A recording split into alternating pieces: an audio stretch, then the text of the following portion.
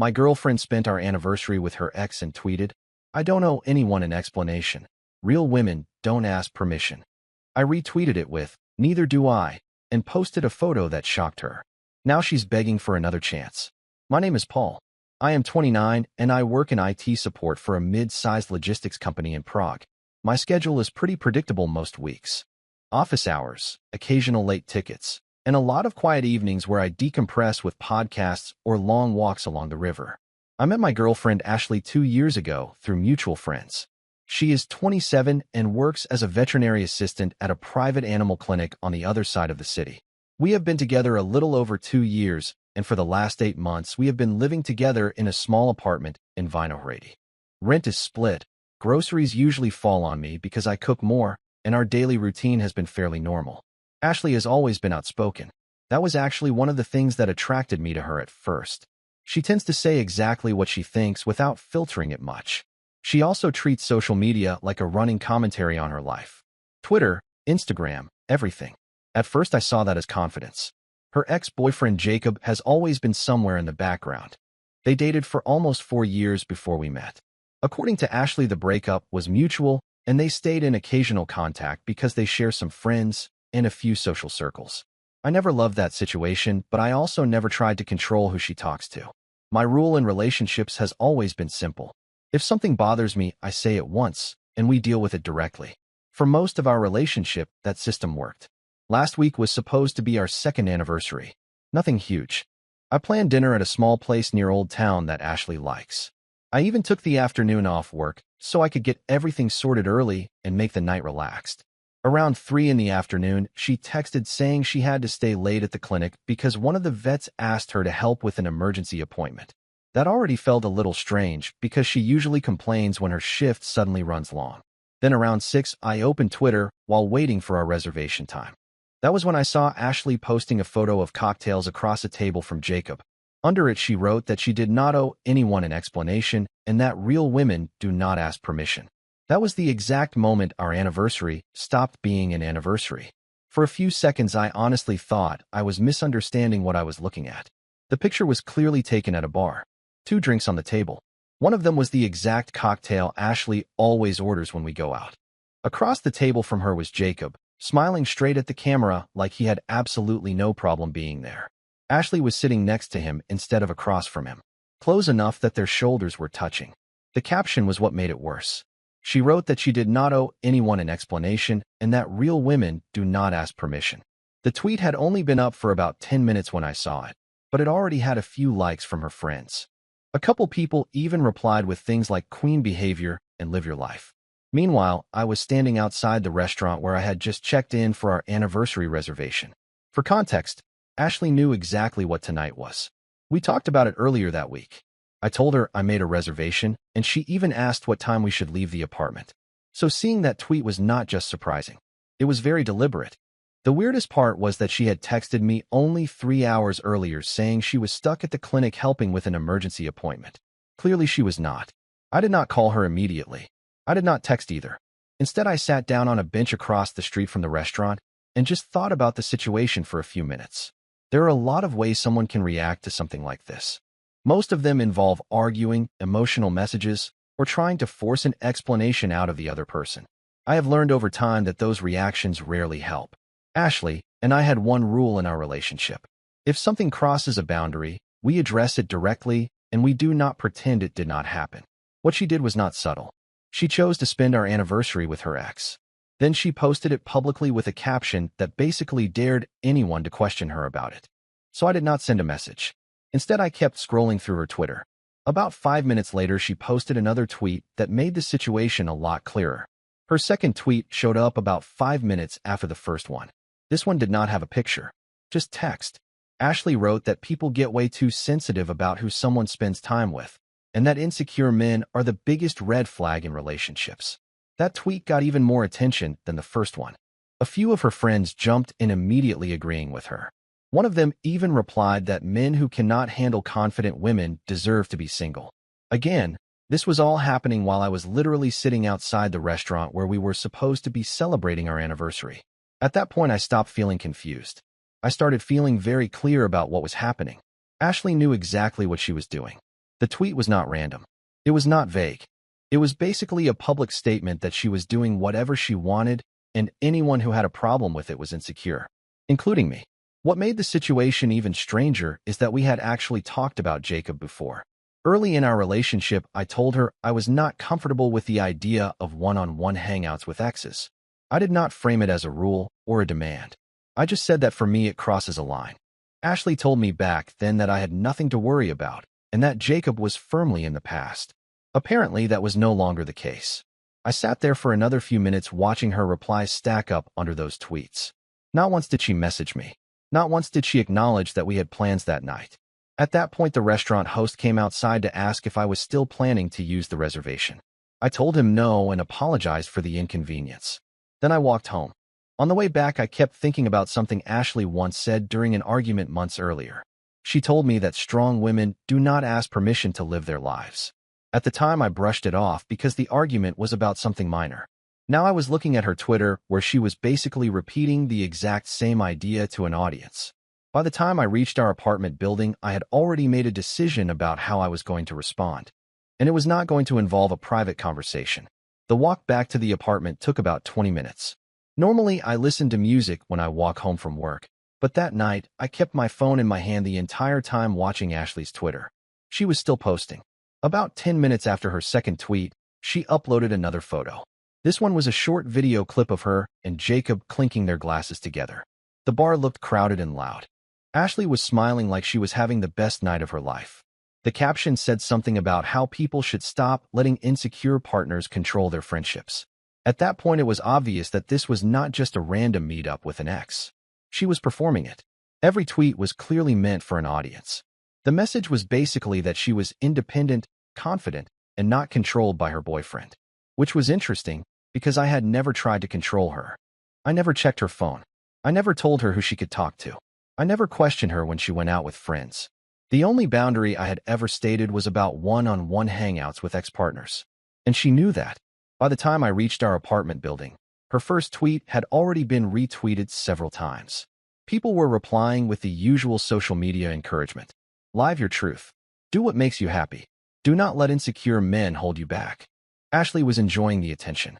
When I unlocked the apartment door, the place was completely quiet. The dinner ingredients I had bought earlier were still sitting on the kitchen counter. I had originally planned to cook breakfast for us the next morning as a small follow-up to the dinner reservation. Instead, I sat down at the kitchen table and opened Twitter again.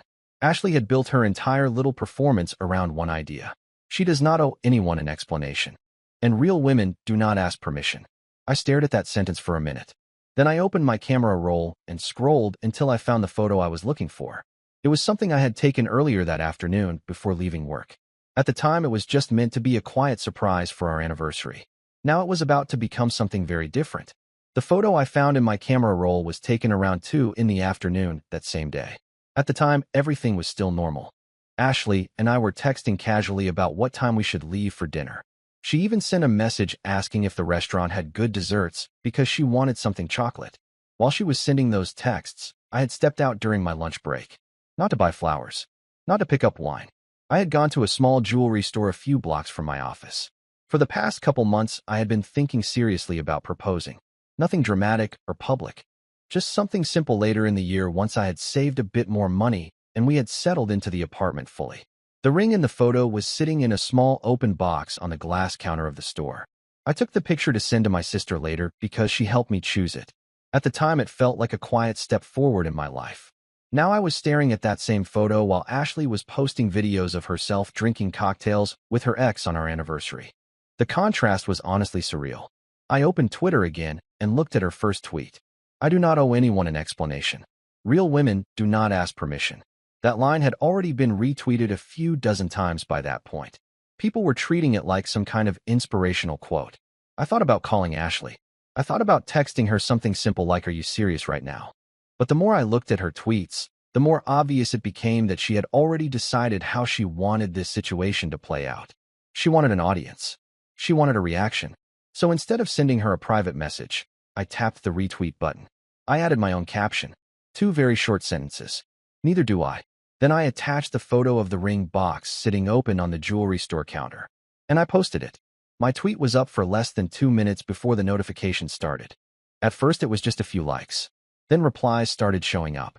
People were clearly coming from Ashley's tweet thread and trying to understand what they were looking at. Because if you saw the two tweets together, the timeline told a very strange story. Ashley posting pictures of cocktails with her ex on our anniversary while declaring she does not owe anyone an explanation.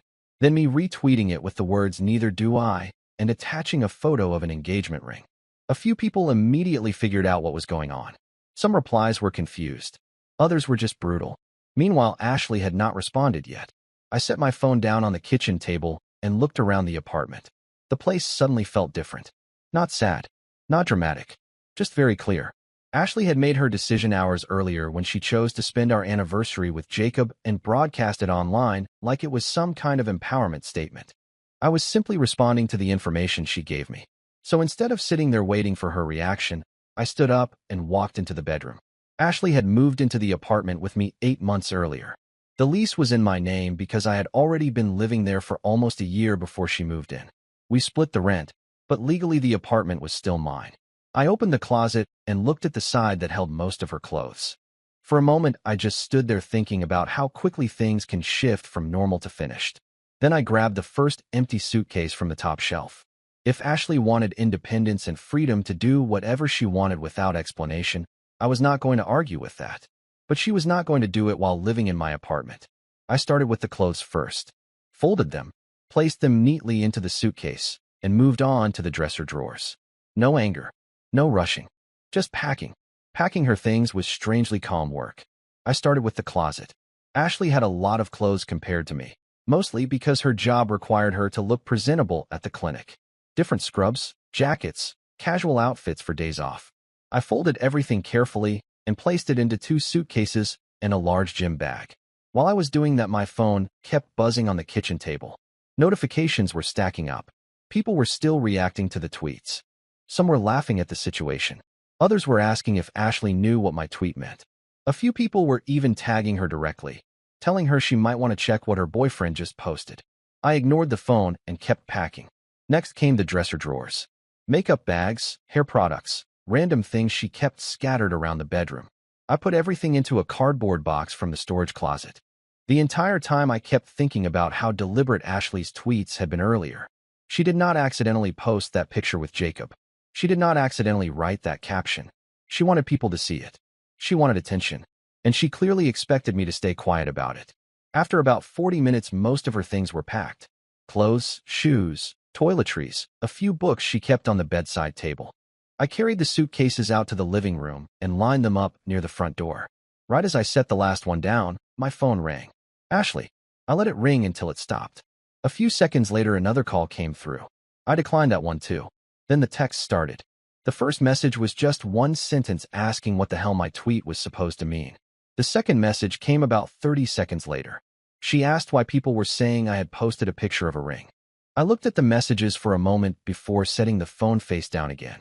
At that point, I still had one last thing to do before Ashley got home. The last thing I needed to do was simple. Ashley had a spare key to the apartment. When she moved in, I gave her a copy so she could come and go without worrying about my work schedule. That key was probably still in her purse while she was sitting at the bar with Jacob. I was not interested in waiting around for a late-night argument in the hallway. So I grabbed my jacket and walked downstairs to the small hardware store on the corner. The owner knows me because I have lived in the building for a while. When I asked if he had replacement lock cylinders for my door, he handed me one without even asking many questions. The entire trip took maybe 15 minutes. By the time I got back upstairs, my phone had completely exploded with notifications. Ashley had clearly seen my tweet. There were now multiple missed calls and a string of messages waiting for me. The tone had already shifted. Her first texts earlier sounded irritated. The new one sounded a lot more urgent. She asked why I would post something like that publicly. Then she said people were messaging her asking if she had just blown up her relationship. The last message said she was leaving the bar and coming home so we could talk. I set the phone down again and grabbed a screwdriver from the kitchen drawer. Replacing the lock cylinder on the door took less than 5 minutes. I had done it once before when I first moved in. When I finished, the new key was already in my pocket. Ashley's old one would no longer work. After that, I carried the suitcases and boxes down the hallway and stacked them neatly just outside the apartment door. Anyone walking past could clearly see they belonged to someone who was being moved out. Then I went back inside, closed the door, and locked it. About 20 minutes later, my phone buzzed again. This time it was Ashley. Not a call. A message saying she was standing outside the building and her key was not working. Her message came through at 9:14. The first one said her key was not working. The second one arrived about 30 seconds later asking if I had changed the lock. Then came the calls again. I watched the phone vibrate on the table while the screen lit up with her name. After the third call, I picked it up, not to answer, but to read the next message that came in. Ashley wrote that this was not funny and asked what I thought I was doing. I walked over to the door and looked through the small peephole into the hallway. She was standing there next to the suitcases, still wearing the same jacket from the picture she posted earlier at the bar. Her phone was in her hand, and she was clearly typing fast, probably sending the same messages I was reading. A moment later, another message came through. She asked why her things were outside. That was when I finally replied. I told her the situation seemed pretty straightforward. She said earlier that she does not owe anyone an explanation and that real women do not ask permission. So I was respecting that. Her reply came almost instantly. She said I was overreacting and that it was just drinks with an old friend. Not even an apology, just drinks. I looked back through the peephole again. Ashley had noticed the tweet reactions by now because she kept refreshing her phone and pacing in the hallway. Another message came through. This time she asked if I was seriously ending the relationship over one night. I typed a short answer. I told her the relationship ended the moment she decided to spend our anniversary with her ex and announce it online like it was some kind of statement. After sending that message, I opened her contact on my phone and blocked the number. Then I opened Twitter and blocked her there too. A few seconds later, I heard another knock on the door, and then another, but my phone was finally quiet. The knocking continued for a few minutes. At first it was controlled, just Ashley trying to get my attention through the door. Then it became faster and louder once she realized I was not responding. I stayed in the kitchen and did not move. Without the phone notifications buzzing every few seconds, the apartment felt quiet again. The same quiet it had earlier that evening before everything turned into a public spectacle online. Eventually, the knocking stopped. A couple minutes later, I heard the sound of the suitcases being dragged across the hallway floor. Ashley was clearly moving them toward the elevator. That part lasted longer than I expected because she had more things than she probably realized. I waited another 10 minutes after the hallway went silent before checking the peephole again. The suitcases were gone. So was Ashley. Only then did I finally open Twitter again. The tweet I posted earlier had taken on a life of its own. Hundreds of people had now seen the exchange between Ashley and me. Some people were treating it like a dramatic story unfolding in real time. Others were pointing out the obvious timeline. Ashley publicly spent her anniversary with her ex and told the world she did not owe anyone an explanation. Her boyfriend responded by posting the engagement ring he had planned to give her that same day. Then the relationship ended. I did not post anything else after that. No follow-up thread. No explanation. Ashley tried to contact me through a mutual friend 2 days later asking if we could talk and work things out. Apparently, she told people the night with Jacob was harmless and that she did not expect me to react like that. The friend passed the message along. I told him there was nothing left to discuss.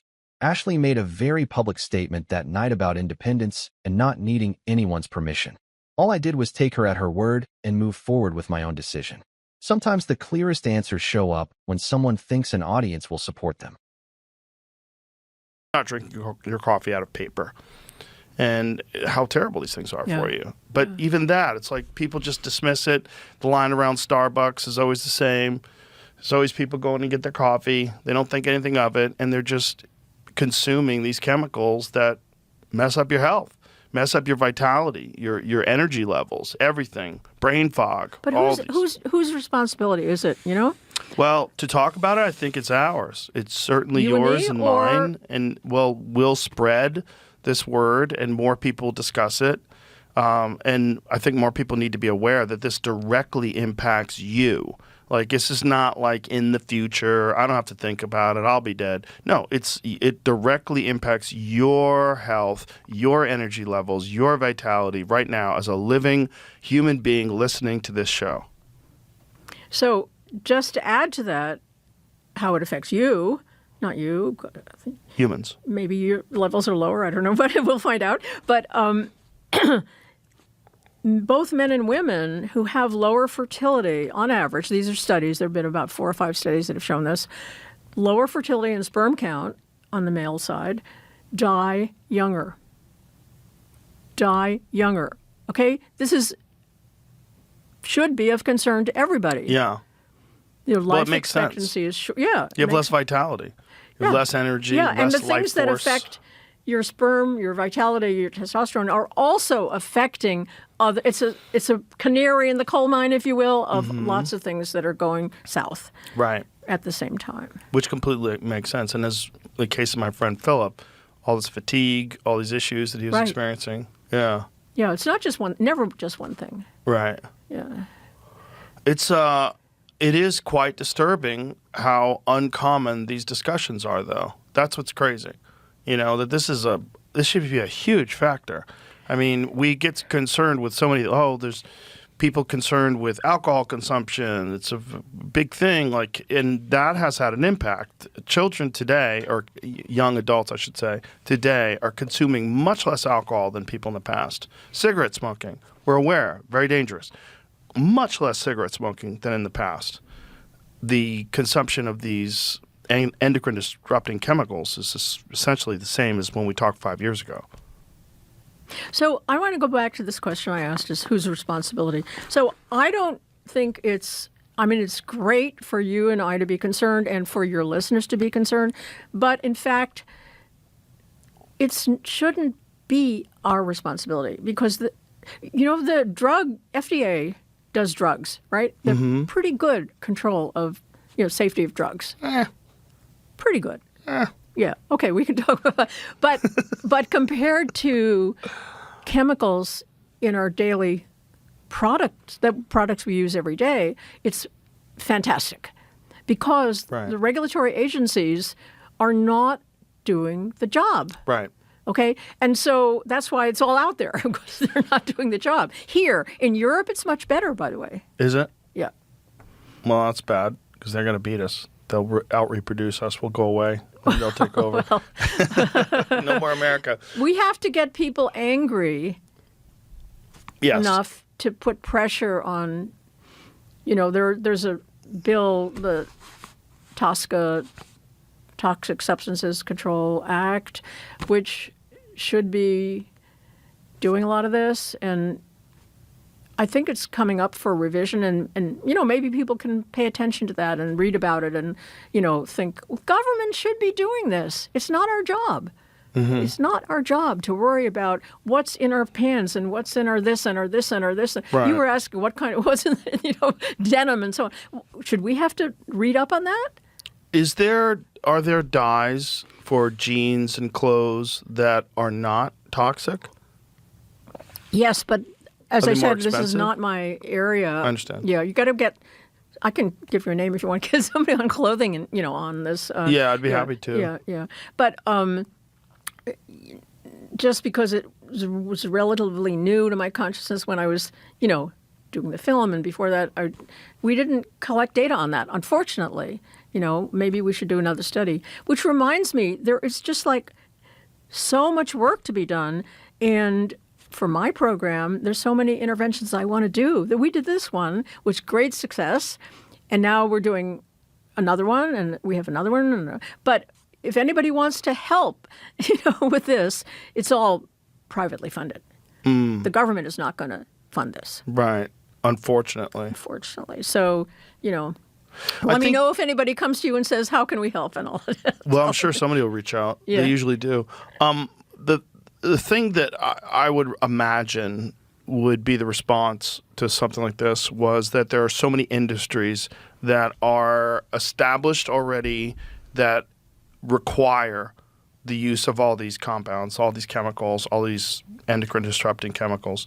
And it's just everywhere. It's everywhere in everything. They use plastic in the production of so many different things. These things are leaching into our food. They're leaching into our clothes. They're leaching into all these various products that we use that contribute to these chemicals entering into our body, disrupting that.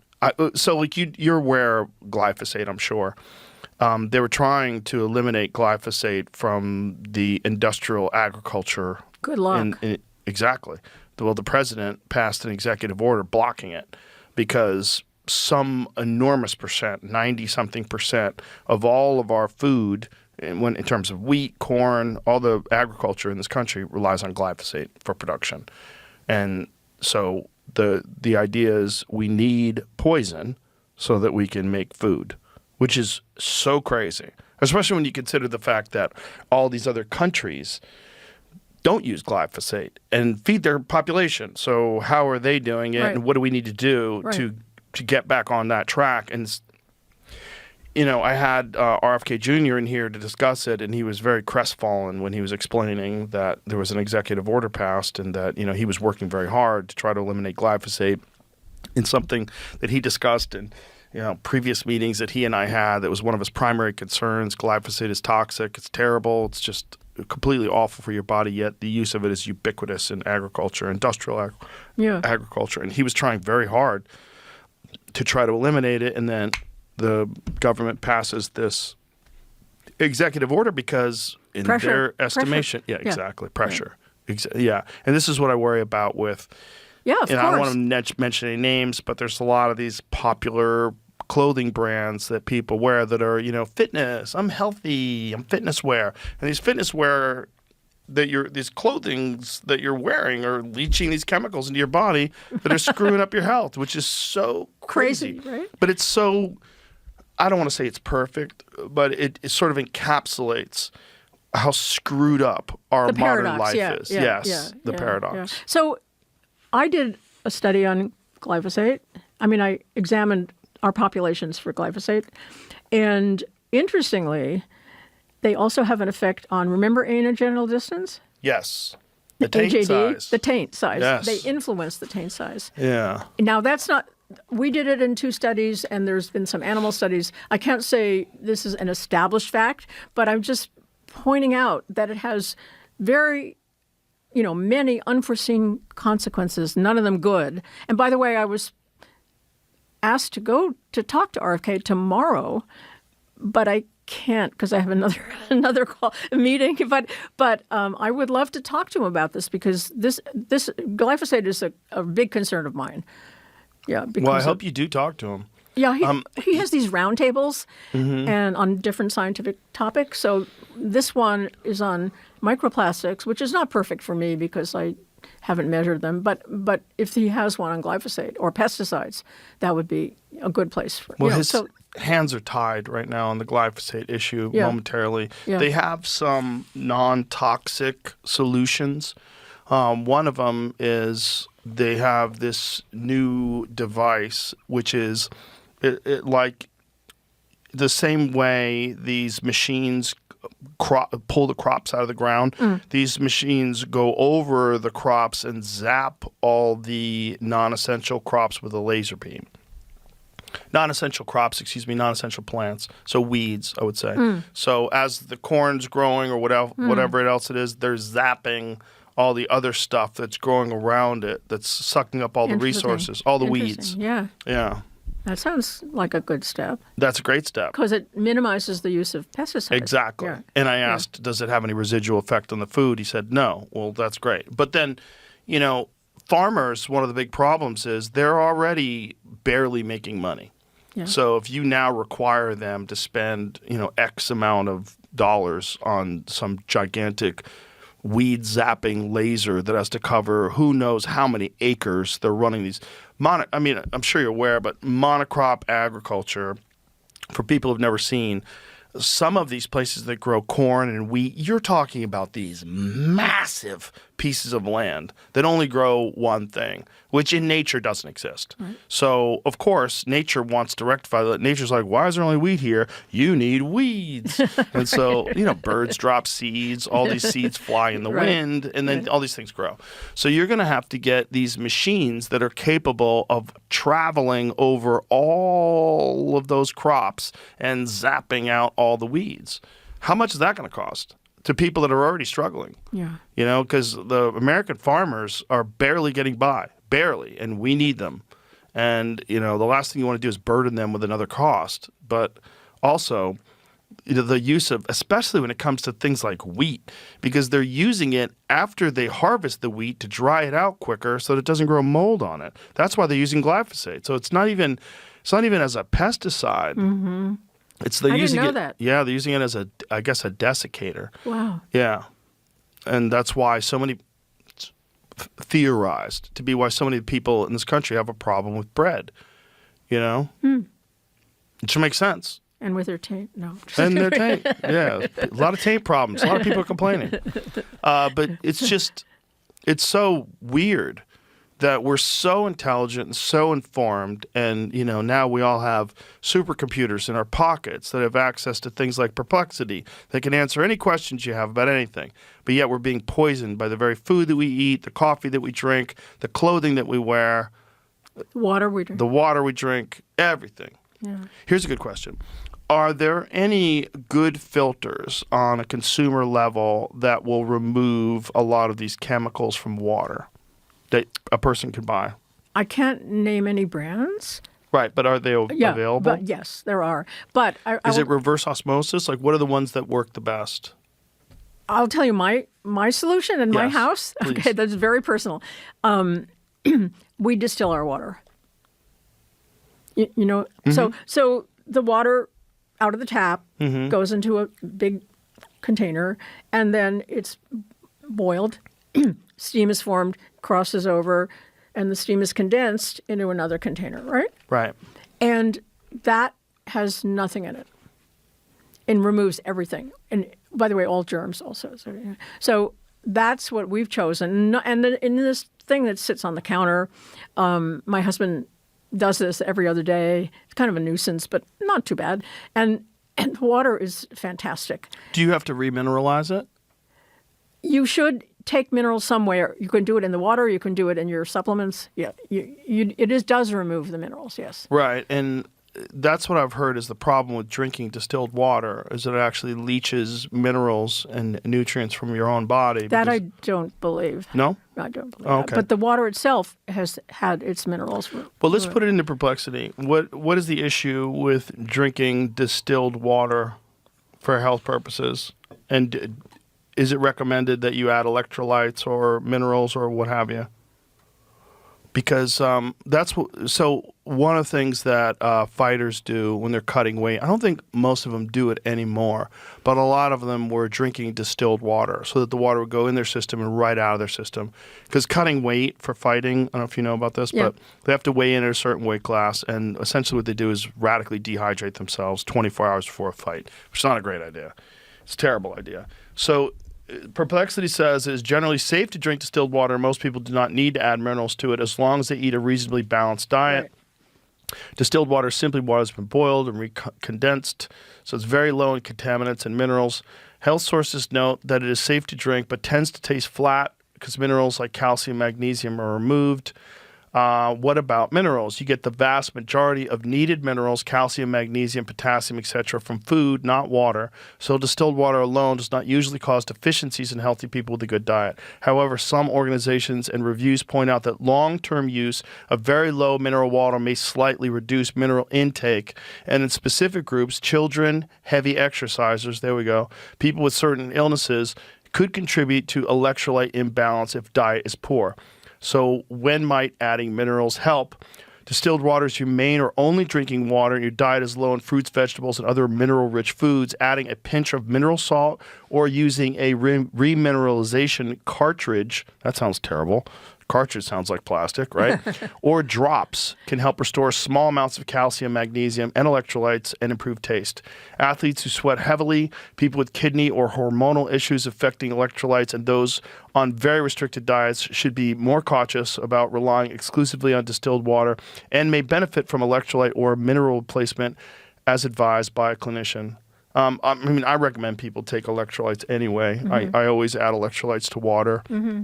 Every day. Here's a funny anecdote. We have a cat. And what's your cat's name? His name is Archie. Archie. Yeah. And Archie patrols the house and steals our water whenever possible. He comes and drinks from our glasses unless we cover them up. So I think Archie probably likes your water because it doesn't smell like poison to him. he loves our water, and he has the choice of his own water, which comes out of the tap, and he will 100% prefer our distilled water. Which makes sense. If you think about a cat's sense of smell, it's got to be off the charts. Yeah. So he can probably smell like this water's got a bunch of junk in it. And when you do the process, which Stephen does, every other day, and he goes to clean the container that you put the water in, it stinks. It really stinks. You would be shocked. Wow. Well, we have a crazy filter at our house. We have well water, and then we have this crazy filter, this giant machine that filters all the water. It tastes delicious, but it's not distilled. I'm not saying that that's you shouldn't distill. That's an alternative. I mean, sorry, you shouldn't filter. That's an alternative. But I'm just saying what we chose to do in our house. Yeah. And so the distilling, it removes chlorine and all these other issues that are in the water as well. Yep. Yeah, and Everything. fluoride, everything. Yeah, fluoride is another one that's bananas that we add to water under the guise that it helps your teeth. Like, shut up, brush your teeth. Yeah. I don't have any cavities. I don't use fluoride. I have fluoride-free toothpaste. Yeah. I don't have fluoride in my water.